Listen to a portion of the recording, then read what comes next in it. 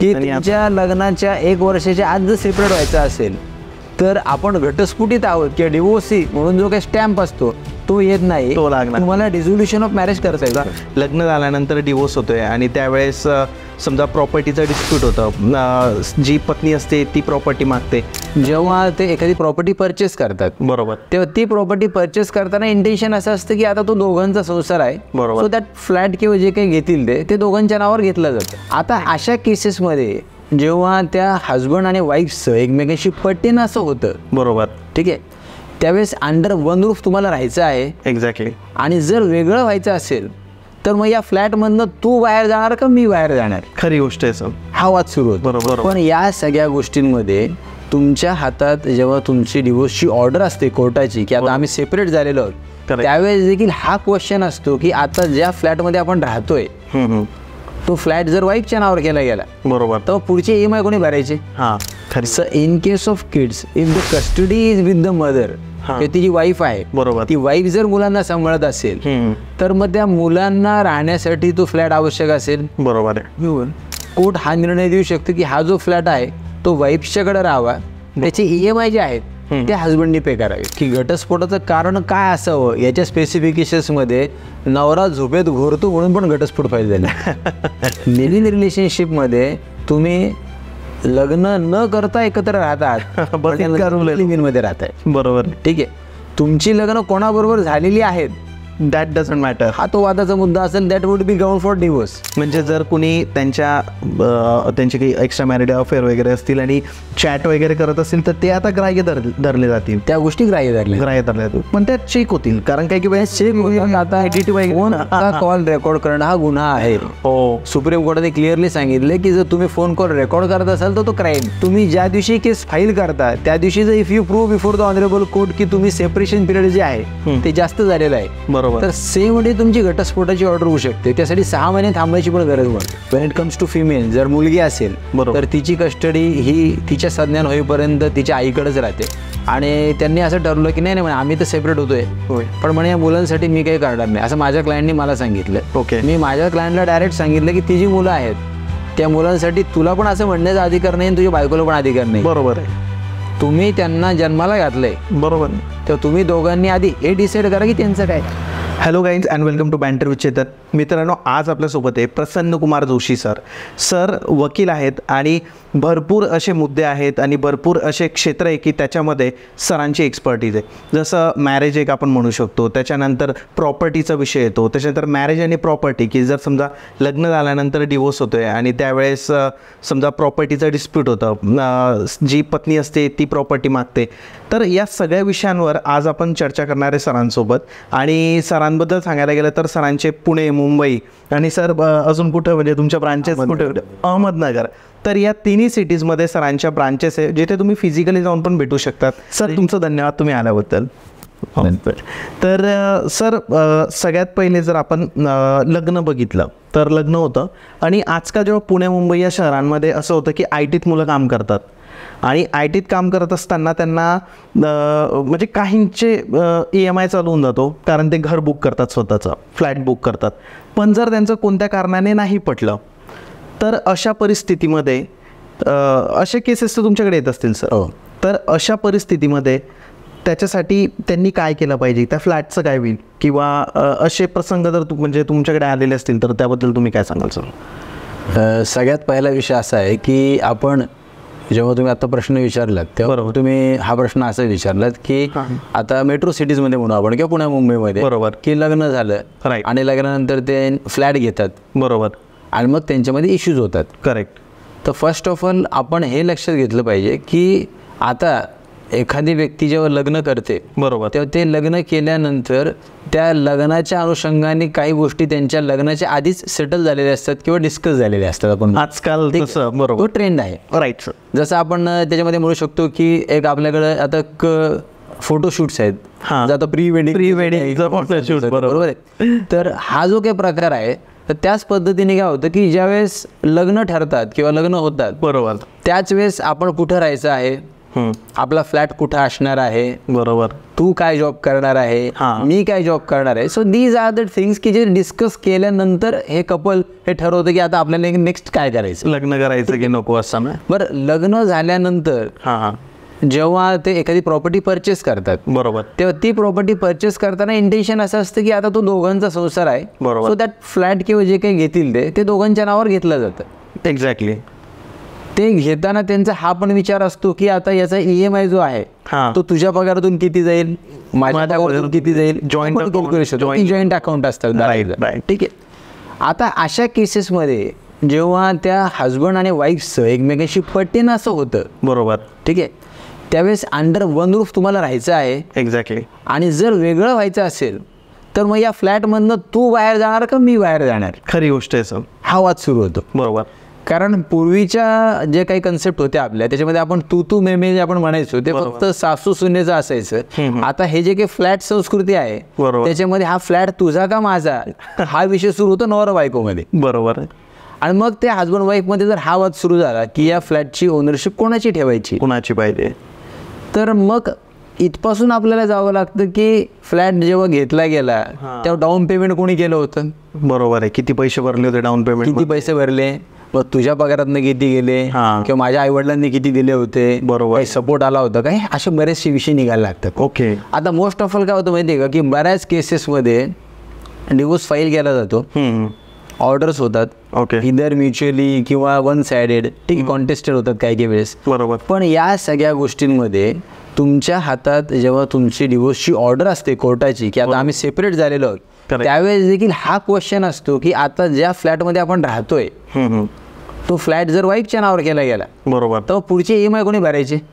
खरी गोष्ट आहे. जर तो फ्लॅट हजबंडच्या नावावर आला तर EMI कोणी भरायचे.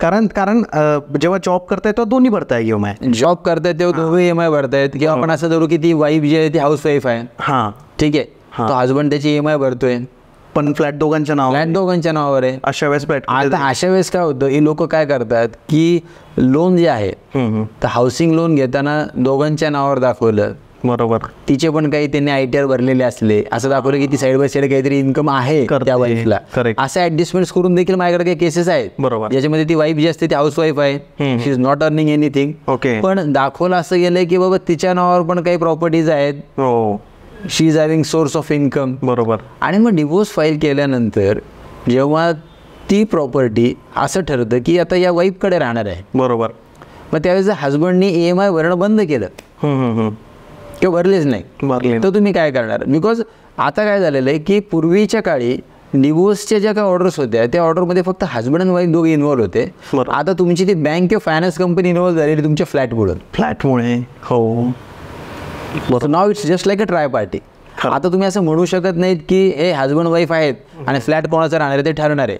ज्या फ्लॅटवर कर्ज नाही आहे त्या बाबतीत आपण म्हणू की either party can take a decision, okay, but ज्या फ्लॅटवर कर्ज आहे ते लोन जे आहे ते रिपेमेंट ऑफ लोन और ओनरशिप आफ्टर रिपेमेंट, करेक्ट, हा जो इश्यू आहे ना तो खूप महत्त्वाचा झालेला आहे. कारण बँका अडकून जातील त्याच्यात, म्हणजे बँका अडकत नाहीत. बँका तर नाहीच अडकत. बँका का अडकत नाहीत, जर तुम्ही EMI भरला नाही बँक येणार, तो फ्लॅट सील करणार, त्याचं ऑप्शन करणार, ऑप्शन करून टाकेल, बरोबर, बँक अडकणार नाही, बरोबर. पण तो फ्लॅट जर वाईफच्या नावावर आलाय, आता एक केस आहे ज्या केसमध्ये काय झालं की वाईफच्या नावावर फ्लॅट आला, तिला वाटलं ठीक आहे हा फ्लॅट आता माझा झालेला आहे, बरोबर, मी त्या फ्लॅटमध्ये राहायला सुरुवात करते. त्या लोकांनी नंतर मला कॉन्टॅक्ट केला की सर आम्ही घटस्फोट घेतला आहे आणि फ्लॅट माझ्या बायकोच्या नावावर आहे आणि तरी आता ती म्हणते की हे जे काही बँकेची नोटीस आलेली आहे तर ते पैसे मी भरायला पाहिजे, आणि तो हजबंडचं म्हणणं होतं की आता ते पैसे मी भरणार नाही. मग त्यांची डिवोर्सची ऑर्डर मी वाचली, त्या ऑर्डरमध्ये ही गोष्ट कुठे मेन्शनच केली नव्हती की what is the local standard और legal status of the particular flat और ownership of the flat. Okay, तो तुमच्या डिवोर्सच्या ऑर्डरमध्ये जर if you people are living in a one flat which is in the name of 2 persons, त्या दोघांच्या नावावर जर तो आहे, बरोबर, तर ऑर्डरमध्ये मेन्शन केलं गेलं पाहिजे की आफ्टर पर्टिक्युलर सेपरेशन जर तो फ्लॅट वाईफला मिळणार असेल तर what about ownership of the flat, त्याची पुढची EMI कोणी भरायची आहेत. एक्झॅक्टली. आणि इन केस ऑफ डिफॉल्ट जर पुढे चलून असं झालं की त्या हजबंडने EMI भरला नाही तर तो जो फ्लॅट आहे त्याचा EMI जर भरलाच गेला नाही आहे, बरोबर, तर त्या केसमध्ये तुम्ही तो जो फ्लॅट असेल तो फ्लॅट कोणाच्या ओनरशिपमध्ये ठेवणार. बरोबर. जर बँक आली त्या फ्लॅटचं पोझिशन घ्यायला, बरोबर आहे, तर काय केलं जाणार. Exactly.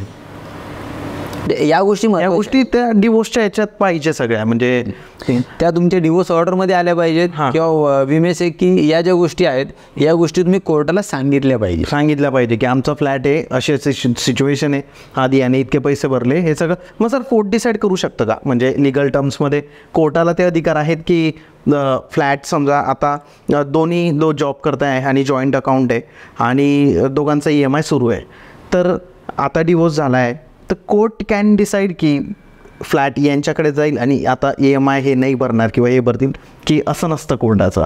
Wien it is a mutual consent, त्याच्यामध्ये आपण म्हणू की समजुतीने जर दोघांनी मिळून कोर्टाकडे सबमिशन केलं, बरोबर, तर ठीक आहे, जे काही पार्टीज ठरवतील ते कोर्ट बोलू शकेल. बरोबर. बट जे कॉन्टेस्टेड असेल, ठीक आहे, आयदर वाईफ और हजबंडनी केस फाईल केली आहे दुसऱ्या विरुद्ध, बरोबर, अंडर सेक्शन 13(1) और 13 आपण म्हणू, याच्यामध्ये या केस जर कॉन्टेस्टेड होत असतील आणि कोणीतरी एक व्यक्ती डिवोर्स द्यायला तयार नाही आहे, बरोबर, तर त्या केसमध्ये हे ठरणार कसं काय की तुम्ही तो फ्लॅट जो आहे तो कोणाचा ठेवणार. बरोबर आहे. इथं बऱ्याचशा केसेसमध्ये काय होतं की ऑर्डर होते मेंटेनन्सची ऑर्डर झाल्यानंतर तो हजबंड काय करतो, तो पर्टिक्युलरली जॉब जो आहे ना तो जॉब स्विच करतो की सोडून देतो, फक्त ती पोटगी नको द्यायला. ओके. तर त्यांनी जॉब सोडून दिला, तर how you are going to recover the amount. बरोबर आहे. ह्या ज्या गोष्टी आहेत ना या खूप वेगळ्या झाल्यात. आपल्या भारतीय संस्कृतीमध्ये आपण म्हणतो की बाबा विवाह संस्था जी आहे ती खूप कॉन्क्रीट आहे, ठीक आहे, तर 100% आहे. हिंदू ऍक्ट जो आहे आपला किंवा जी संस्कृती आहे आपली त्याच्यामध्ये ह्या कॉन्क्रीट आहेत. But simultaneously when it comes to legal, की आपल्याला आता जर डिवोर्स या विषयावर आपण जेव्हा चर्चा करतोय किंवा घटस्फोट या विषयावर आपण जेव्हा म्हणतो, त्यावेळेस तिथं लिगल टर्म्स जे आहेत त्या तितक्या कॉन्क्रीट आहेत का, एक्झॅक्टली हे बघावं लागेल. आजच्या स्थितीला तुम्ही जर ओनरशिप ऑफ द प्रॉपर्टी हा जो टॉपिक घेतलात, बरोबर, आफ्टर डिवोर्स, तर त्याच्यामध्ये आपली लिगल सिस्टीम तेवढी कॉन्क्रीट नाहीये. त्याच्यात ते मुद्दे यायची गरज आहे किंवा या संदर्भात अजून काही अमेंडमेंट्सची पण आपण गरज म्हणू शकतो. सर मग आता हे जे सगळं आपण बघितलं, तर आता जर समजा कुणाचे पालक बघत असतील, आई वडील बघत असतील मुलांचे, आणि सेम सिच्युएशन झाली आहे की फ्लॅट अडकून पडलाय, तर अशा सिच्युएशनमध्ये त्यांनी काय केलं पाहिजे तुमच्या मते ॲज अ ॲडव्होकेट? तुम्हाला काय वाटतं की हे केलं तर दोघी पार्टीज एकदम नॉर्मल व्यवस्थित राहतील? फर्स्ट ऑफ ऑल, जर दोन्ही पार्टीजला असं वाटत असेल की आता आपल्यामध्ये जे काय आहे बरोबर ते कॉम्प्रोमाइज होत नाहीये या गोष्टीवर, करेक्ट, तर त्या केसमध्ये मग हा जो फ्लॅट आहे हा फ्लॅट तुला ठेवायचा का मला ठेवायचा, बरोबर. मग यापेक्षा त्यांना एक सगळ्यात पहिला ऑप्शन असा असतो की दे मे सोल्ड आउट द प्रॉपर्टी. ती जी काही प्रॉपर्टी आहे ती तुम्ही सोल्ड आउट करू शकता, बरोबर, ती विकू शकता तुम्ही, करेक्ट. ती प्रॉपर्टी विकल्यानंतर, आता प्रॉपर्टी विका म्हणल्यानंतर खूप लोकांना असं वाटतं की आमचं एवढं फ्लॅट आहे, ते घर आहे आमचं, ते भावना वगैरे गुंतलेले असतील, पण शेवटी असं की जर दोघांमध्ये आवाज संपतच नसेल तर तो विकावा, तो सोल्ड आउट केला, विकला की ती प्रॉपर्टी विकल्यानंतर जी काही अमाऊंट असेल, बरोबर, ती अमाऊंट त्या मार्केट रेटने जर तुम्हाला पैसे मिळत असतील तुम्ही ते एकमेकांमध्ये कॉन्ट्रीब्यूट करून घेऊ शकता, वाटून घेऊ शकता, डिस्ट्रीब्यूट करून घेऊ शकता, बरोबर. हा झाला पहिला ऑप्शन. करेक्ट. दुसरा विषय असा आहे की याच्यामध्ये जर आपण इतर पार्टी म्हणलं की आता हजबंड जो आहे त्यांनी त्याच्यामध्ये सपोज डाऊन पेमेंट भरलं असेल, ओके, EMI आतापर्यंत त्याचा रेशो हा जास्त असेल, वाईफचा कमी असेल, बरोबर आहे, किंवा इक्वल भरत असतील पण तरी डिस्प्यूट असेल, तर मग हा विषय जेव्हा कोर्टात जाईल, ओके, तेव्हा कोर्ट हॅज टू डिसाईड. मग कसं असतं, ज्या प्रश्नांची उत्तरं तुमच्या दोघांमध्ये निघणार नाही आहेत मग ते कोर्ट डिसाईड करेल, आणि जेव्हा कोर्ट ते प्रश्न डिसाईड करायला येईल, बरोबर आहे, तेव्हा कोर्ट काय करेल, हा शेवटी कोर्टाचा विषय जो आहे तो नॉर्म्सवर ठरतो की त्याच्यामध्ये डाऊन पेमेंट कोणी दिलं आहे, बरोबर, EMI कोण देत आहे, करेक्ट, आणि सगळ्यात महत्त्वाचा विषय असा की गरज कोणाला आहे. राईट, कारण हा व्यवहार नाही आहे, बरोबर आहे. याच्यामध्ये या फ्लॅटचे 70% पैसे ते हजबंडनी दिलेले आहेत, म्हणजे तो फ्लॅट त्याला मिळायला पाहिजे, ठीक आहे, आणि 30% आत्तापर्यंतचं पेमेंट समजा ते वाईफचं आहे, EMI अजून चालू आहे, तर वाईफचा अधिकार नाही, हजबंडने म्हणायचं की आत्तापर्यंत पेमेंटमधलं 70% मी भरले, तर तो माझा राईट झाला, तर कोर्ट तसं करत असं काही सांगता येत नाही, ठीक आहे. कोर्ट त्याच्या वेळेस हे डिसाईड करेल की त्या फ्लॅटमध्ये राहण्याची गरज नेमकी कोणाची आहे. ओके, ठीक आहे, बरोबर. आता याच्याच अनुषंगाने पुढचा विषय असा येतो की त्यांना जर काही मुलं मुली असतील, जर किड्स असतील, okay, so in case of kids if the custody is with the mother, किंवा तिची वाईफ आहे, बरोबर. ती वाईफ जर मुलांना सांभाळत असेल तर मग त्या मुलांना राहण्यासाठी तो फ्लॅट आवश्यक असेल. बरोबर आहे. त्यांचं पुढचं भविष्य जो आहे त्याचा विचार करून घेऊन कोर्ट हा निर्णय देऊ शकतो की हा जो फ्लॅट आहे तो वाईफच्याकडे राहावा, त्याचे EMI जे आहेत ते हजबंडनी पे करावे. ओके, कोर्ट असं करू शकतं. कोर्ट हे केव्हा करेल, जेव्हा हा मुद्दा तुम्ही कोर्टाला सांगाल. ओके. होतं काय की आता माझ्याकडे बऱ्याच केसेस अशा आहेत की ज्या मॅटरमध्ये त्यांनी त्यांची डिवोर्सची ऑर्डर घेतल्या, डिवोर्स ऑर्डर्स घेऊन आले आणि मग त्यांच्या लक्षात आलं की या ऑर्डरमध्ये आपल्या फ्लॅटबद्दल काहीच लिहिलं नाही आहे. बरोबर आहे. ठीक आहे. आता बऱ्याच पुण्या मुंबईतली लोक आहेत, मला येऊन भेटतात कन्सल्टिंगला, सर आमचा डिवोर्स झालेला आहे. म्हटलं बरोबर, प्रश्न काय? नाही सर, आता फ्लॅटची नोटीस आली EMIची, तू भरत नाही. बरं, तू भरत नाही, मग पुढं कोणी भरायची हा जो मुद्दा हा कुठंच लिहिलेला नाही. ओके, म्हणजे जेव्हा जर तुमचा डिवोर्स चालू असेल आता या मुद्द्याला केस चालू असेल तर तुम्हाला हा मुद्दा कोर्टासमोर घ्यावा लागेल ना. बरोबर आहे. सर तुम्ही याच्यात गाईड करतात या मुद्द्यात प्रॉपर वे मध्ये? या मुद्द्यामध्येच आम्हाला गाईड करावं लागतं की पुन्हा प्रत्येक ॲडव्होकेटची जबाबदारी आहे की माझ्याकडे जर एखादी केस आली तर मी त्यांना विचारलं पाहिजे, कारण बाबांनो आता हा विषय फक्त हजबंड वाईफचा नाही आहे, ट्राय पार्टी आहे.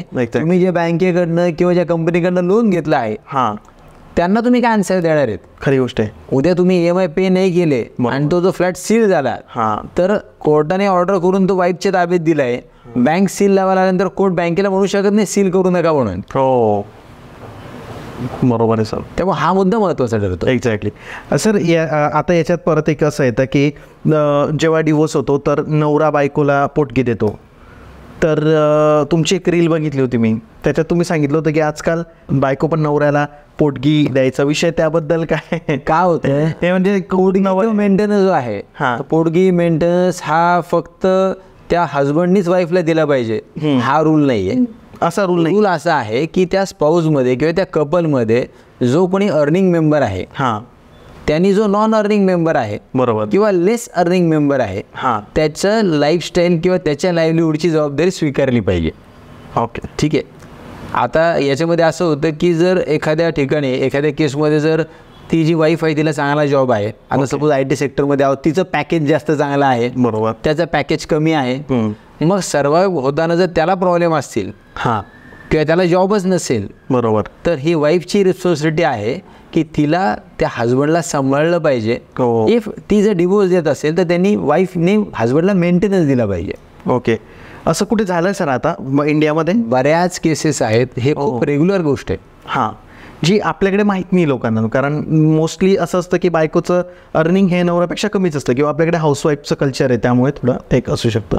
बरोबर. सर आता तुम्ही असे काही कारणं सांगू शकतात का की जे घटस्फोटाचे कारणं जास्त झालेले, म्हणजे तुमच्याकडे जे केसेस येतात तर तुम्ही शॉक होऊन जातात की अरे यार हे काय कारण झालं, किंवा अशा कारणांमुळे घटस्फोट वाढले महाराष्ट्रात? घटस्फोटाची कारणं जी आहेत ना, त्याच्यामध्ये बऱ्याचदा कदाचित तुम्ही वाचलं असेल किंवा पाहिलं पण असेल की घटस्फोटाचं कारण काय असावं याच्या स्पेसिफिकेशन्समध्ये नवरा झोपेत घोरतो म्हणून पण घटस्फोट फाईल झाले. ठीक आहे. म्हणजे काय असतं, मुद्दा असा आहे की तुम्हाला जर एखाद्याची गोष्ट पटत नाहीये, तुम्ही एकाच छत्राखाली राहतात, तेव्हा तुमच्यामध्ये ज्या गोष्टींसाठी म्हणून डिस्प्यूट्स आहेत, बरोबर, त्याच्यात कॉमनली ज्या डिस्प्यूटचे आपण क्रायटेरिया जर धरले तर कॉमन क्रायटेरियामध्ये काय येतं, तर तुमचं समजा एक फिजिकल असॉल्ट आहे, मारहाण आहे, बरोबर, किंवा मेंटल टॉर्चर आहे, करेक्ट, त्या गोष्टी येऊ शकतात. एक्स्ट्रामॅरिटल अफेअर्स असतात, विवाहबाह्य संबंध आहेत, की ती देखील या कॉजेसमध्ये किंवा कारणांमध्ये येतात.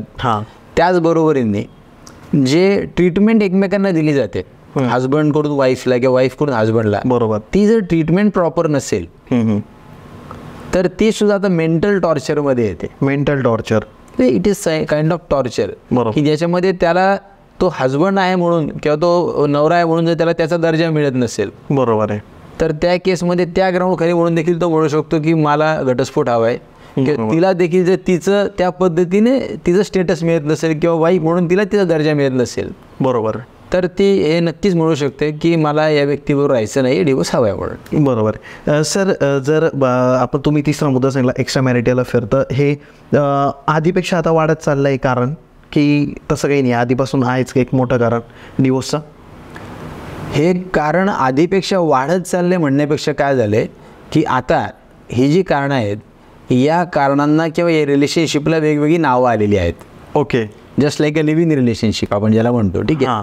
आता पूर्वी एक्स्ट्रा मॅरिटल अफेअर जेव्हा असायचे त्यावेळेस त्याच्याकडे ज्या अँगलनी समाजात पाहिलं जायचं तो आता बदलत चाललाय. बरोबर. आता जेव्हा when we talk about the live in relationship, the thumb rule in the live in relationship is like that की they should not be husband and wife of each other. बरोबर. ते एकमेकांचे पती पत्नी नसले पाहिजेत हा रूल आहे. ओके, म्हणजे जर ते कुणाचे तरी पती पत्नी आहेत, म्हणजे नवरा बायको एका घरात राहत आहे, ते लिव्हिंग नाही आहे, पण एखाद्या स्त्रीचा नवरा हा दुसऱ्या स्त्रीसोबत राहतोय तर ते लिव्हिंग झालं. लिव्ह इन रिलेशनशिपमध्ये तुम्ही लग्न न करता एकत्र राहतात, लिव्ह इनमध्ये राहताय. बरोबर. ठीक आहे, तुमची लग्न कोणाबरोबर झालेली आहेत दॅट डझंट मॅटर, हा तो वादाचा मुद्दा असेल. That would be ground for divorce. ओ, जर त्या कारणासाठी म्हणून आयदर स्पाऊसला कोणाला तरी घटस्फोट पाहिजे असेल तर या कारणासाठी घटस्फोट मिळू शकतो. बरोबर आहे. सर, पण ती गोष्ट त्या स्त्रीला जेव्हा माहिती पडते की आपला नवरा लिव्हिंगमध्ये राहतोय तर ती त्या गोष्टीवरून डिवोर्स घेऊ शकते. 100% घेऊ शकते. ओके. आणि आता सेम केस आहे की नवऱ्याला माहिती पडतंय की आपल्या बायकोचं अफेअर चालू आहे, त्या ग्राउंडवर तो पण डिवोर्स घेऊ शकतो. करेक्ट. मग त्यावेळेस तो पण मेंटेनन्स घेऊ शकतो, म्हणजे जे पैसे देतात म्हणजे नवरा देतो बायकोला तर ते पैसे द्यावे लागतील त्याला त्या केसमध्ये पण. याच्यामध्ये असं असतं की जेव्हा एखादा हजबंड वाईफ विरुद्ध केस फाईल करतो डिवोर्ससाठीची, त्या केसमध्ये जर हे ग्राउंड्स असतील की ज्या ग्राउंडमध्ये चूक ही त्या वाईफची आहे, बरोबर, ठीक आहे, that husband is not entitle for maintenance. यावेळेस तुम्ही हजबंडला प्रेशर करू शकत नाही लिगली की त्यांनी तिला पोटगी किंवा मेंटेनन्स दिला पाहिजे. कोर्ट त्याच्यात डवाडवा करणार नाही. बरोबर. कारण शेवटी मेंटेनन्स हा जरी त्या वाईफचा किंवा हजबंडचा राईट असला तरी जर जी व्यक्ती व्यवस्थित वागत नाहीये त्या व्यक्तीला चुकीचं वागून परत मेंटेनन्स पण मिळेल असं कायदा म्हणत नाही. कायदा असं नाही म्हणत. म्हणजे असं नाही आहे की कायदा फक्त स्त्रियांच्या साईडने, जर स्त्री चुकली तर कायदा हा पुरुषाची बाजू पण घेतो. बऱ्याचदा लोकांना प्रश्न पडतो की सगळे स्त्रियांच्याच बाजूने कायदे आहेत, पुरुषांना काहीच नाही. बरोबर आहे. पण इथं असं आहे की जेव्हा घटस्फोटाचा आपण विचार करतो तेव्हा घटस्फोटाच्या केसेसमध्ये चूक कोणाची आहे ते या गोष्टीवर बघितलं जाणार. बरोबर आहे. सर, अशा कोणकोणत्या चुका आहेत की जर त्या ज्या चुका केलेल्या असतील त्या याच्यावर मेंटेनन्स नाही द्यावा किंवा पैसे नाही द्यावे? आपण आत्ता जी घटस्फोटाची कारणं बघितली, ठीक आहे, मध्ये फिजिकल असॉल्ट असो, मेंटल टॉर्चर असो, मॅरिटल अफेअर असो, किंवा असा एखादा असाध्य रोग झालेला आहे की जो बरा न होणार आहे, बरोबर, त्या कारणासाठी पण सेक्शन 11 जे आहे हिंदू मॅरेज ॲक्टचं, त्यामध्ये तुम्हाला काही स्पेसिफिक प्रोव्हिजन आहेत ज्याच्यामध्ये असे जर काही रोग झालेले असले तरी देखील मग तुम्हाला सेपरेशनचा अधिकार प्राप्त होतो. ओके. तर मग अशा केसेसमध्ये मेंटेनन्स हा मुद्दा राहत नाही. ओके. कारण मेंटेनन्सचा मुद्दा हा तेव्हाच निघणार आहे ज्यावेळेस तुम्ही समोरच्या व्यक्तीला सांभाळत नाही आहेत आणि समोरच्याला राहायची इच्छा आहे. हो. ओके. बरोबर. त्याच वेळेस मेंटेनन्सचा मुद्दा निघणार. आणि जेव्हा म्युच्युअली ते ठरवतात की आता आपण डिवोर्स घेऊ आणि बायकोला मान्य नवऱ्याला मान्य, म्हणजे म्युच्युअल केस जे आहे, आपण जो सेक्शन 13B खाली जे आपण केसेस फाईल होतात हिंदू मॅरेज ॲक्टमध्ये स्पेसिफिकली आपण म्हणू, ओके, त्या केसेसमध्ये जेव्हा म्युच्युअली डिवोर्ससाठी म्हणून तुम्ही जाता तेव्हा तुमचे नॉर्म्स ठरलेले असतात. बरोबर आहे. कारण हजबंड वाईफ एकत्र येऊन हे दोघं मिळून ठरवतात की आता आपलं पटत नाही तेव्हा लेट्स गेट सेपरेटेड. तेव्हा हा जर सेपरेशनचा त्यांचा मुद्दा असेल तर या सेपरेशनमध्ये मेंटेनन्स जो आहे तो दोघांमध्ये ॲमिकेबली ठरवला जातो, ज्याच्यामध्ये आपण म्हणतो की वन टाईम मेंटेनन्स, एक रकमी काही विशिष्ट अमाऊंट दिली जाते हजबंडकडून वाईफला किंवा उलट. बरोबर. आणि मग ते सेपरेट होतात. किंवा मंथली जर काही अमाऊंट द्यायची ठरली असेल तर ती कोर्टाला कम्युनिकेट केली जाते की या पद्धतीने आम्ही मंथली हिला एवढी अमाऊंट देणार आहोत, बरोबर, ती त्याला अमाऊंट देणार आहे, आणि मग ते सेपरेट होतं. बरोबर. सर, जेव्हा आपण बँकेकडे लोन मागायला जातो की मला फ्लॅट घ्यायचा आहे आणि पती पत्नी जातात की मला फ्लॅट घ्यायचा आहे, आता आम्हाला तुम्ही लोन द्या, मग EMI होतं, मग ते सांगतात की माझं 1 लाख आहे, हिचं 1.5 लाख आहे, हिचं 1.5 लाख आहे, माझं 2 लाख आहे. बँकेला आपण सांगितलेलं असतं आपली सॅलरी स्लिप वगैरे.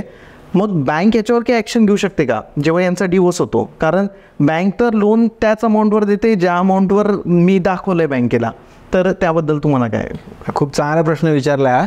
विषय असा आहे की जर नवरा आणि बायको दोघांनी मिळून बँकेला हे प्रपोजल दिलेलं आहे, राईट, म्हणजे तुम्ही को ॲप्लिकंट आहात, बरोबर, बँकेला प्रपोजल दिलं की आम्ही महिन्याला 2-2.5 लाख रुपये आमचं उत्पन्न आहे आणि त्या अर्निंगवर आम्हाला कर्ज हवं आहे. ओके. तुम्ही कर्ज घेतलं, बँकेने तुम्हाला लोन दिलं, बरोबर, तुम्ही EMI भरतायत, हां. अचानकपणे तुमच्या दोघांमध्ये वाद निर्माण झालेत, हां, म्हणून तुम्ही सेपरेट होत आहेत. करेक्ट. बँकेने तुमच्या दोघांच्या अर्निंगकडे बघून तुम्हाला ते लोन दिलेलं आहे.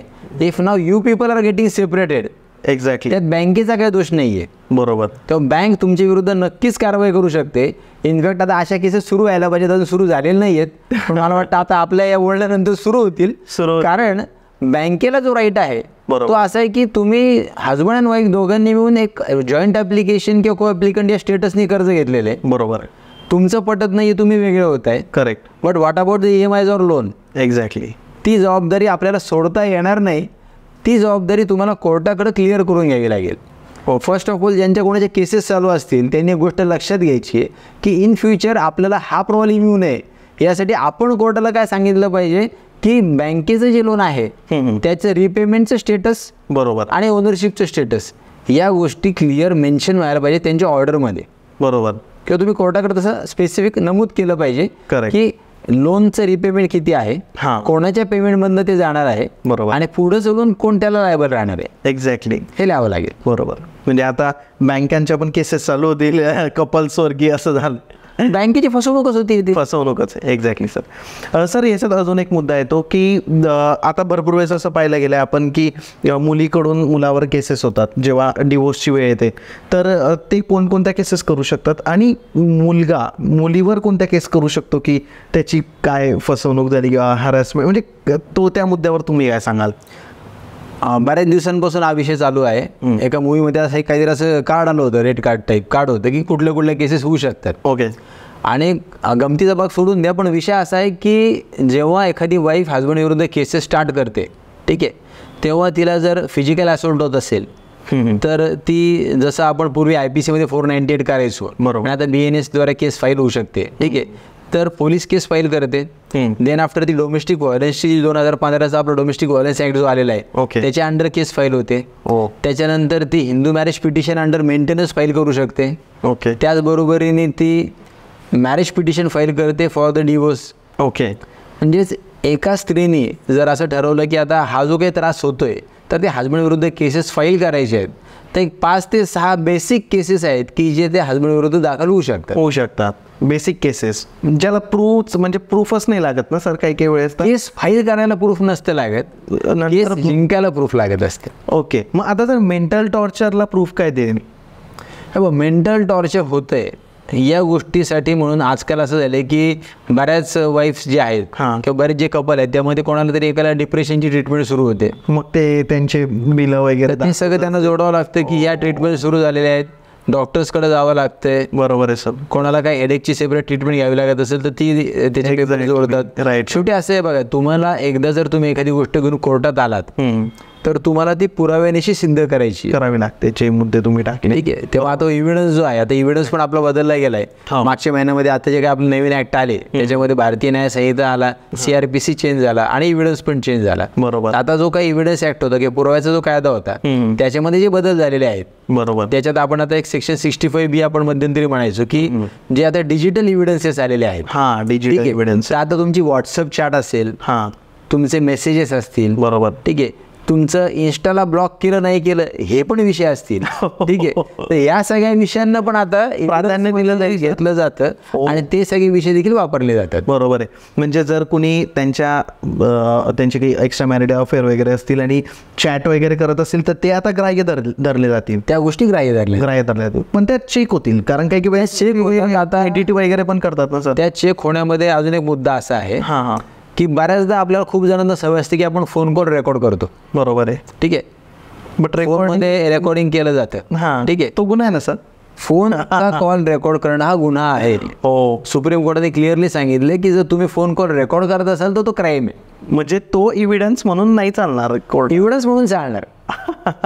आता ज्याच्यामध्ये कसं असतं एक थिन लाईन असते. इव्हिडन्स म्हणून तो केव्हा चालतो जेव्हा हा गुन्हा करण्यासाठी तुम्हाला समोरच्या व्यक्तीने भाग पाडले कारण तुमच्याबरोबर काहीतरी चुकीचं वागलं जाते. बरोबर. त्यावेळेस तुम्ही म्हणू शकता की माझ्याबरोबर या चुकीच्या गोष्टी होत होत्या, that's why I recorded it, हे तुम्हाला म्हणता येईल. That would be the defence. बरोबर. तसा डिफेन्स तुम्हाला घेता येऊ शकतो. राईट. पण अदरवाईज जो राईट टू प्रायव्हसी आहे, कॉन्स्टिट्युशनल राईट जो आहे आपला, ठीक आहे, आपण आर्टिकल 21 जर बघितलं तर आपले जे कॉन्स्टिट्युशनल राईट्स आपल्याला दिलेले आहेत त्याच्यानुसार मात्र जर तुम्ही फोन कॉल रेकॉर्ड करत असाल तर तो गुन्हा मानला जातो. तो गुन्हा असेल. सर आता आपण एका मुद्द्यावर तर डिस्कस केलं की स्त्रिया कोणते गुन्हे टाकू शकतात पुरुषांवर, म्हणजे पत्नी पतीवर, पती पत्नीवर कोणते गुन्हे टाकू शकतो? डेफिनेटली हजबंड हा देखील वाईफवर गुन्हे टाकू शकतो. त्याच्यामध्ये मेंटल टॉर्चर, फिजिकल असॉल्टमेंट ज्या काही गोष्टी आहेत ठीक आहे त्याचे पण गुन्हे दाखल करू शकतो. त्याचबरोबरीने तो मेंटेनन्स देखील मागू शकतो. ओके. त्याचबरोबरीने हजबंड पण डिवोर्स केस फाईल करू शकतो, मॅरेज पिटिशन फाईल करू शकतो. ओके. म्हणजे त्याच्यावर अन्याय होत असेल तर त्याला देखील लिगल रेमेडी आहे. बरोबर आहे. फ्रँकली स्पीकिंग असं म्हटलं जातं की वाईफला लिगल रेमेडी जास्त आहेत, हजबंडला कमी आहेत. बरोबर. नंबर ऑफ जर आपण चेक केले तर आहेत, त्यांना ऑप्शन्स थोडे कमी आहेत, बट ऑप्शन्स नाही आहेत असं काही नाही आहे. मेल पण फिमेलवर करू करू शकतात. बरोबर आहे. तर सर आता म्हणजे भरपूर आपल्या गोष्टी झाल्या याच्याबद्दल, तर तुम्हाला काय वाटतं की जे मॅरेजेसमध्ये डिवोर्स होत आहेत तर तुमचं ओपिनियन काय आहे की लोकांनी ते आपल्यातल्या म्हणजे एकमेकांमध्ये सॉल्व्ह केले पाहिजे की थोडी म्हणजे लिगल ॲडवाईस घेऊन काही केलं पाहिजे? तुमचं ओपिनियन काय सर? सगळ्या इतक्या तुमची 25 वर्षाची आता हे झाली पूर्ण प्रॅक्टिस आहे तुमची, तर त्याबद्दल तुमची. याच्यामध्ये असं असतं की आपण जेव्हा एखाद्या मॅरेजचा विचार करतो ठीक आहे, तेव्हा त्या मॅरेजमध्ये जेव्हा when it comes to divorce, बरोबर, तर त्याच्यात जर इश्यूज असतील, जर फिजिकल किंवा मेंटल टॉर्चर असतील, असॉल्ट असतील, राईट, तर एक नवीन कन्सेप्ट आहे की जी आता प्रामुख्याने बऱ्याच मेट्रो सिटीजमध्ये वापरली जाते. आपल्याकडे पण आता पुण्यात पण माझ्याकडे काही केसेस अशा आहेत की याच्यामध्ये आम्ही ॲग्रीमेंट्स करतो. So that is a family safety agreement. ठीक आहे. तर फॅमिली सेफ्टी ॲग्रीमेंट म्हणून एक ॲग्रीमेंट आहे, ज्या ॲग्रीमेंटमध्ये हजबंड अँड वाईफ हे दोघं एकमेकांना हे ॲग्री करतात किंवा इन रायटिंगमध्ये ॲग्रीमेंट करतात की इथून पुढं ते कसं चांगलं वागतील किंवा काय चुका करणार नाहीत. असं ॲग्रीमेंट आहे सर? असं ॲग्रीमेंट करतात. ओके. आणि ॲग्रीमेंट केल्यानंतर ते त्यांच्यावर बंधनकारक राहतं की आता इथून पुढे आपण चांगलं वागायचं एकमेकांसोबत. ठीक आहे. तर असं एक ॲग्रीमेंट करून देखील ही पहिली स्टेप आपण म्हणू शकतो की तुम्ही कुठेतरी रायटिंगमध्ये घ्या, ॲग्री व्हा. बरोबर. म्हणजे पूर्वी काय व्हायचं की पूर्वीच्या काळी एक एकत्र कुटुंब पद्धती होती. नाव दे आर मायक्रो फॅमिलीज. बरोबर. पूर्वी काय व्हायचं की एकत्र कुटुंबांमध्ये मग त्याचे आई वडील, याचे आई वडील हे थोडं एकत्र यायचे, बसायचे, तू कसं वाग, तू कसं वागू नको, हे व्हायचं. बरोबर. मग आता जर तुमचे आई वडील एकत्र येत नाहीयेत, तुमची आजी आजोबा एकत्र येऊन समजून सांगणार नाहीयेत, तर मग कोण आहे? तुम्ही लॉयरकडे त्यासाठी देखील येऊ शकता की आता आम्हाला समजून सांगा आणि आमच्या दोघांमध्ये कुठेतरी एक ॲग्रीमेंट करा. बरोबर आहे. हा 4 चुका करतोय, ती 5 चुका करते, तर कुठेतरी तुम्ही या सोडून बरोबर ट्राय करा. एक्झॅक्टली. की तुम्हाला फॅमिली सेफ्टी ॲग्रीमेंट करून तुम्ही एकत्र राहण्याचा प्रयत्न करू शकता. जेव्हा कोर्टात केस फाईल होते तर फॅमिली कोर्टमध्ये केस फाईल गेल्यानंतर देखील काय आहे की तिथं देखील तुम्ही मीडिएशनला तुम्हाला पाठवलं जातं. तिथं फॅमिली काउन्सिलर असतात. तर फॅमिली काउन्सिलर काय करतात, कोर्टाची फर्स्ट ऑर्डर जी असते, तुमचं जरी म्युच्युअल कन्सेंटने डिवोर्स फाईल झाला तरी आपण जे म्हणतो की 6 महिने लागतात, तर तो 6 महिन्याचा पिरियड हा फॅमिली काउन्सिलेशनचा पिरियड आहे. त्या पिरियडमध्ये ते हजबंड अँड वाईफला काउन्सिलरकडे कोर्ट पाठवतो ऑर्डर करून. काउन्सिलर त्यांना सेपरेट भेटतो, एकत्र भेटतो, मुद्दे समजून घेतो. हे मुद्दे समजून घेतल्यानंतर ते जे काउन्सिलर असतात ते कोर्टाकडे रिपोर्ट पाठवतात की यांचं पटू शकते किंवा नाही पटू शकते. ओके. सर ते काउन्सिलर म्हणजे ते वकील असतात की काउन्सिलर जे आहेत ते इधर डॉक्टर असतात, काही समाजकार्य करणारे प्रायव्हेट असतात. दीज आर द प्रायव्हेट पण त्यांची अपॉइंटमेंट ही शासनामार्फत केली जाते. बरोबर. सर एक शेवटचा मुद्दा, 6 महिन्याची जी असतं की म्हणजे डिवोर्स फाईल केल्यानंतर किंवा सगळं मान्य झालंय 6 महिने दिले जातात, तर ते 6 महिने एकत्र सोबत राहतात कपल की सेपरेट राहतात 6 महिन्यामध्ये? त्या म्हणजे कसं आहे ते ॲक्च्युली? कोर्टासमोर जेव्हा अशा केसेस फाईल होतात तेव्हा असं मानलं जातं की ते जे 6 महिने ते आयदर वेगळं राहून काउन्सिलिंगला येणार आहेत. बरोबर. किंवा ते एकत्र राहून काउन्सिलिंगला येणार आहेत. पण आता काय झालंय की आता जे सुप्रीम कोर्टाचं एक लेटेस्ट जजमेंट आलेलं आहे मागच्या महिन्यामध्ये, त्याच्यामध्ये अजून 2 काही अमेंडमेंट झाले की ज्याच्यानुसार आता तुमचा जो कॉन्स्टिट्युशनल राईट म्हणून कोर्टाने एक ग्राह्य धरलेले आहे. ठीक आहे. जेव्हा आपण कॉन्स्टिट्युशनल राईट्सबद्दल आपण विचार करतो तेव्हा याचा अर्थ असा निघतो की जे लग्नच राहिलेलं नाही आहे. जर हजबंड वाईफ 2 वर्ष, 1.5 वर्ष, 5 वर्ष, 10 वर्ष सेपरेट राहत आहेत, ते 6 महिने आता त्यांनी यायचं आणि म्हणायचं आम्ही आता 6 महिने एकत्र राहतो, तर नॉट नेसेसरी. तुम्ही ज्या दिवशी केस फाईल करता त्या दिवशी जर if you prove before the honourable court की तुम्ही सेपरेशन पिरियड जे आहे ते जास्त झालेलं आहे, बरोबर, तर सेम डे तुमची घटस्फोटाची ऑर्डर होऊ शकते. त्यासाठी 6 महिने थांबायची पण गरज नाही आहे. ओके. कारण सर काही काही याच्यात तर 6 वर्ष लागून जातं, 7 वर्ष लागून जातं, नंतर मग परत 6 महिने, म्हणजे खूप लेंदी प्रोसेस होऊन जाते. तर आता जसं तुम्ही सांगितलं तर आता 6 महिन्यांची गरज नाहीये. 2023 पासूनच ऍक्च्युली हा विषय सुरू झालेला आहे, म्हणजे मागच्या वर्षीपासून.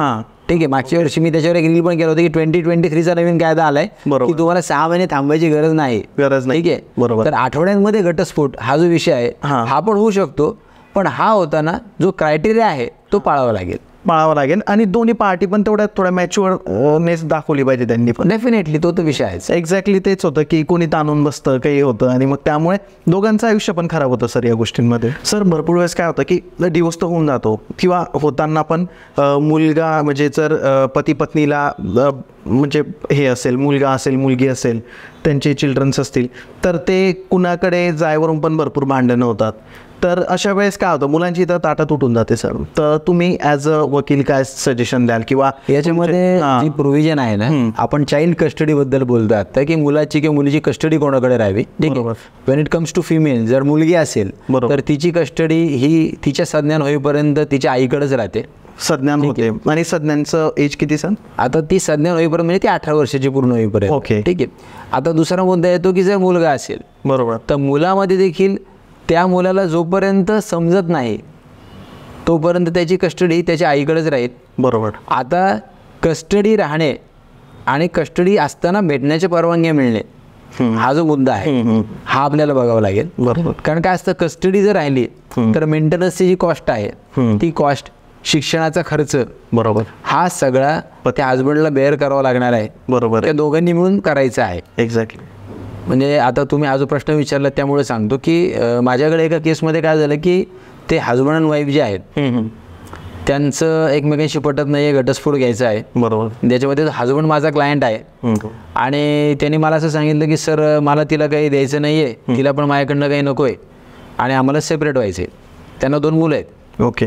त्यांचे वकील बाहेरगावचे होते, माझ्याकडे आले ऑफिसला, आम्ही सगळेजण बसलो, मिटिंग चालू होती आणि त्यांनी असं ठरवलं की नाही आम्ही तर सेपरेट होतोय, पण म्हणे या मुलांसाठी मी काही करणार नाही, असं माझ्या क्लायंटनी मला सांगितलं. ओके. मी माझ्या क्लायंटला डायरेक्ट सांगितलं की ती जी मुलं आहेत त्या मुलांसाठी तुला पण असं म्हणण्याचा अधिकार नाही आणि तुझ्या बायकोला पण अधिकार नाही. बरोबर आहे. तुम्ही त्यांना जन्माला घातलंय, बरोबर, तर तुम्ही दोघांनी आधी हे डिसाईड करा की त्यांचं काय करणार आहेत. बरोबर. हे वकील म्हणून नाही तर मनुष्य म्हणून पण माझं कर्तव्य आहे की तुम्ही आधी हे डिसाईड करा की त्या मुलांचं भविष्य काय असणार आहे. खरी गोष्ट आहे. तर चाइल्ड कस्टडी जी आहे त्या कस्टडीच्या मॅटर्समध्ये कोर्टाला खूप स्पेसिफिकली ऑर्डर कराव्या लागतात आणि या गोष्टी बघून कोर्ट दोघांना या गोष्टीची ताकीद देऊ शकतं की त्यांची रिस्पॉन्सिबिलिटी त्यांना टाळता येणार नाही. बरोबर आहे. येस.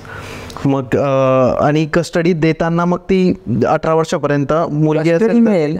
पण त्याच्यामध्ये असं असतं की त्या हजबंडला किंवा त्या वाईफला ज्याच्याकडे कस्टडी असेल तिथे त्याला भेटण्याचा, त्याच्याबरोबर खेळण्याचा किंवा वेळ घालवण्याचा अधिकार जो असतो तो पण प्राप्त होतो. म्हणजे दोन्ही मुलांना तर भेटू शकतात, पण मग त्याच्यावरून पण भांडणं होतात सर की नाही भेटू देत वगैरे, मग तो त्यांचा वैयक्तिक नंतरचा विषय असतो. आता कोर्टाने ऑर्डर दिल्यानंतर जर त्याचं इम्प्लिमेंटेशन होत नसेल तर त्या संदर्भात पण वेगवेगळ्या तक्रारी दाखल होतात. बरोबर आहे. बरोबर. सर एक असा प्रश्न मी विचारतोय आता की लग्न वाचवण्यासाठी डिवोर्सची केस फाईल केली जाते का, असं काही आहे का? लग्न वाचवण्यासाठी डिवोर्सची केस फाईल करणं हे जे आहे याचाच अर्थ असा आहे की ते लग्न जे आहे ते कोणाचं वाचवायचं आहे. ओके. कारण मुद्दा असा होतो की लग्न वाचवण्यासाठी तर घटस्फोट कोणी घ्यायला जाणार नाही. बरोबर. पण लग्न संस्था वाचण्यासाठी जर कोणी घटस्फोट घेत असेल तर तो वेगळा मुद्दा आहे. आणि काही वेळेस काय होतं की काही लग्न ही फक्त नावाला राहिलेली असतात. बरोबर. त्या केसेसमध्ये जर त्यांना स्वतःचा दुसरा संसार सुरू करायचा असेल तर आता ह्या मानसिकतेमध्ये कोर्ट पण आलेला आहे की जर एवढे प्रॉब्लेम असतील तर बेटर वे तुम्ही सेपरेट होऊन तुम्ही दुसऱ्या एखादा लाईफ पार्टनर बरोबर तुमचं ते लग्न वाचवा. ओके. म्हणजे दुसऱ्याशी लग्न करा जर तुम्ही, हा जो मूव ऑन हा जो विषय सध्याच्या जनरेशनमध्ये चालू आहे, बरोबर, तर किमान तुम्ही ते करा. कारण उद्या चलून तुम्ही एकदा जर मुलं जन्माला आली, बरोबर आहे, मग कस्टडीचे केसेस, चाइल्डचे उद्योग हे जर सगळे सुरू झाले तर मग हे पुढं जे आहे ते प्रकरण वाढत जातं. बरोबर आहे. जर तुम्हाला सुरुवातीलाच कळत आहे की आपलं जमत नाही आहे तर त्याच्यामध्ये कोर्ट पण लग्न कसं वाचवतो तुम्हाला सांगतो. कोर्ट लग्न वाचवताना जर लग्नाच्या 1 वर्षाच्या आत हां हां जर हजबंड वाईफच्या लक्षात आलं की आमचं आता पटत नाही आणि आम्हाला सेपरेट व्हायचे, बरोबर. तर 1 वर्षाच्या आत तुम्हाला डिवोर्स केस फाईल करता येत नाही कायद्याने. ओके. डिवोर्स केस फाईल करायला तुम्हाला 1 वर्ष व्हावं लागतं, मिनिमम 1 वर्ष झालं पाहिजे. ओके. बट 1 वर्षाच्या आतमध्ये अशी परिस्थिती आली की इतर पार्टीला कोणाला तरी असाध्य आजार आहे, कुठंतरी फसवणूक झालेली आहे, बरोबर. एक फ्रॉड मॅरेजेस झालेले आहेत, तिने फसवलंच आहे, त्याला आता कळून चुकलंय, तिला कळलं की यांनी फसवलंय, बरोबर. तर 1 वर्षाच्या आत तुम्ही नलिटी ऑफ मॅरेजसाठी म्हणून केस दाखल करू शकता, ज्याच्यामध्ये कोर्टाकडून लग्न कॅन्सल करून मिळतं. ओ, लग्न कॅन्सल होऊन जातं. याचा अर्थ काय होतं, डिझोल्युशन ऑफ मॅरेज आहे, ते लग्न सोप्या भाषेत आपण कॅन्सल झालं असं म्हणू शकतो, ते डिझोल होतं. त्याला विवाह विच्छेदन म्हणू शकतो आपण मराठीमध्ये. तिथे घटस्फोट होत नाही, तिथे ते डिझोल्युशन ऑफ मॅरेज होतं. राईट. नवीन कन्सेप्ट आहे सर, लोकांना माहित नसेल की तुमच्या लग्नाच्या 1 वर्षाच्या आत जर सेपरेट व्हायचं असेल तर आपण घटस्फोटित आहोत किंवा डिवोर्सी म्हणून जो काही स्टॅम्प असतो तो येत नाही, तो लागणार. तुम्हाला डिझोल्युशन ऑफ मॅरेज करता येऊ शकतं. एक्झॅक्टली. सर, आता इतके सगळे मुद्दे आणि लोकांना कन्फ्युजन आहे, सगळ्या गोष्टी आहे, तर त्यांना जर तुमच्याशी कन्सल्टिंग करायची असेल तर ते कसं कॉन्टॅक्ट करू शकतात तुमच्यासोबत? आता मी जवळजवळ सोशल मीडियाद्वारे जेव्हा कॉन्टॅक्ट करतोय लोकांना किंवा या गोष्टी करायला लागलो मी, तर 24 वर्ष झाल्यानंतर मी हा विचार केला की आपण थोडंसं समाजासाठी काही गोष्टी करूयात. बरोबर. आणि ते सुरू केल्यावर जो लोकांचा रिस्पॉन्स येतोय, बरोबर, तर आमची एक सेपरेट टीम आहे की जी टीम तुमचे सगळे आन्सर्स लोकांची देते. ओके. मला मेल जरी केला तरी त्या मेलवर किंवा व्हॉट्सअप जरी केला या नंबरला तरी त्याच्यावर तुम्हाला या गोष्टीचे आन्सर्स तुमचे मिळू शकतात. बरोबर आहे. की काही छोटे छोटे प्रश्न असतील तर आम्ही आमच्या माध्यमातून सोडण्यासाठी नक्कीच प्रश्न नक्कीच बघा. आणि सर, थँक्यू सो मच, तुम्ही आले आणि इतकी चांगली इन्फॉर्मेशन दिली. थँक्यू. हा सगळ्यात महत्त्वाचा मुद्दा आहे, लग्न आणि डिवोर्स, परत लग्न किंवा मुलांची कस्टडी, भरपूर गोष्टी, पैसा इन्व्हॉल्व होतो आणि तुम्ही खूप चांगल्या पद्धतीने गायडन्स दिलं आहे सर. तर भरपूर लोक याच्यातून शिकतील, त्यांच्या प्रॉपर्ट्या वाचवू शकतात किंवा जे प्रॉपर्टी घेताना ते लाखोंमध्ये घेतात, नाही तर तिचं ऑप्शन होऊन जातं, ती पण एक गोष्ट याच्यातून चांगली होऊ शकते. Sir, thank you so much.